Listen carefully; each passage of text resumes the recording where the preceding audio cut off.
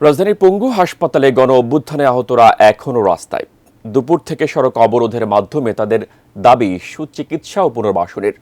এর আগে আহতদের পরিদর্শনে গিয়ে তাদের তোপের মুখে গাড়ি রেখেই হাসপাতাল ছাড়তে বাধ্য হন স্বাস্থ্য উপদেষ্টা নূরজাহান বেগম। দাবি আদায়ে অনড় অবস্থানে জাতীয় অর্থোপেডিক হাসপাতাল নিটোর বা পঙ্গু হাসপাতালে চিকিৎসাধীন জুলাই বিপ্লবে আহতরা। সন্ধ্যা ৭টায় জুলাই স্মৃতি ফাউন্ডেশনের প্রধান নির্বাহী মীর মাহবুবুর রহমান স্নিগ্ধ সেখানে যান আহতদের আশ্বাস দিতে, কিন্তু তার কথায় আস্থা রাখেননি সড়ক অবরোধকারীরা। যেই উন্নত চিকিৎসা সহ দেশের বাইরে যেতে হবে, সেটার জন্য ইতিমধ্যে মেডিকেল বোর্ড টিম গঠন করা হয়েছে। কালকের মধ্যে আপনারা প্রসেসটা জেনে যাবেন। এরপর রাত ৮টায় বৈষম্য বিরোধী ছাত্র আন্দোলনের সমন্বয়ক হাসনাত আব্দুল্লাহ গিয়েও দমাতে পারেননি আন্দোলনকারীদের। যদি এই ৩ মাস পরও বাচ্চার দুধ কেনার জন্য টিভি বিক্রি করতে হয়, এই জুলাই ফাউন্ডেশন আমাদের স্বাস্থ্যকর অল টাইম ফ্যামিলি কেক, সব সময় অল টাইম হেলদি লাইফ। বেলা ১টার পর থেকে দাবি আদায়ে হাসপাতালের সামনে সড়ক অবরোধ করেন আহতরা। তাদের দাবি সরকারের স্বাস্থ্য উপদেষ্টা সহ ছাত্র উপদেষ্টাদের সরাসরি গিয়ে তাদের দাবি দেওয়া শুনে তা মেনে নিতে হবে।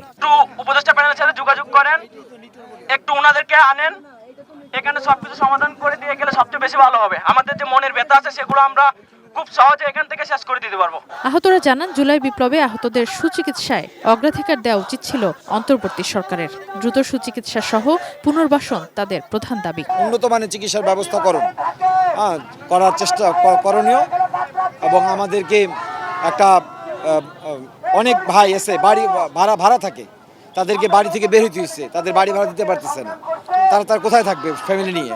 শহীদ স্মৃতি ফাউন্ডেশন যেটা হয়েছে, তারা আমাদের কোনো গুরুত্বই দিচ্ছে না। এই যে আমার ৬ মাসের একটা বাচ্চা, তার একটা দুধের দাম ৭০০ টাকা, আজকে ৯০ দিন হয়ে গেছে, তাদেরকে আমার টাকা দিতে এত সময় লাগে। এখন পড়াশোনা বন্ধ হয়ে গেছে, এখন আমাদের সাংসারিক জীবন এখন এই জায়গায় আমার বাবাও পঙ্গু, ওই জায়গায় আমার ভাইয়ের পায়ের সমস্যা জন্ম থেকে। আহতদের স্বজনরাও নিদারুণ কষ্টে দিন পার করার কথা জানান। এতদিন দিছি প্রাইভেট ক্লিনিকে চালাইছি, নিজেরা দেনা ফেনা করে চালাইছি। নিজেদের খরচ করতে হচ্ছে, খাবার দাবারের ঘরের মান ভালো না, সবকিছু কিনা খাইতে হয়। এর আগে সকাল 11:30টার দিকে স্বাস্থ্য উপদেষ্টা ও British high commissioner Sarah Cook পঙ্গু হাসপাতালে আহতদের পরিদর্শনে যান। তারা ৪র্থ তলার পুরুষ ওয়ার্ডটি প্রায় ১ ঘন্টার বেশি সময় ঘুরে দেখলেও ৩ তলার ওয়ার্ডে না যাওয়ায় ক্ষুব্ধ হন সেখানে চিকিৎসাধীনরা। এক পর্যায়ে স্বাস্থ্য উপদেষ্টা ও ব্রিটিশ হাই কমিশনার একটি গাড়িতে করে হাসপাতাল থেকে বেরিয়ে যান। উপদেষ্টার গাড়ি দীর্ঘ সময় হাসপাতাল প্রাঙ্গণে আটকে রাখা হয়। Sadia Afroz, ATN news, Dhaka.